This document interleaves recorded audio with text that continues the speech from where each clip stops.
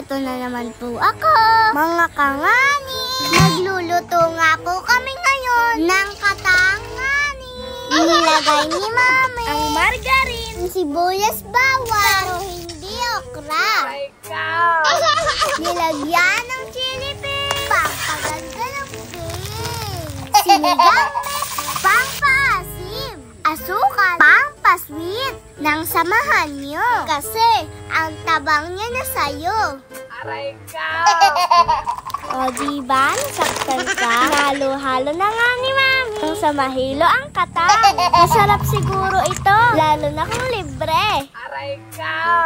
Ayan, tapos na nga ni. Sa mahilig kumain ito, huwag masyado. Bukod sa kolesterol, masakit pa sa bulsa nga ni. Aray ka! Nadayaan kami dito nga ni. Kasi kami ang nagsasalita, sila lang ang kakain. Aray ka! Kasi itinaon po nila na nasa school kami nga ni. Aray ka!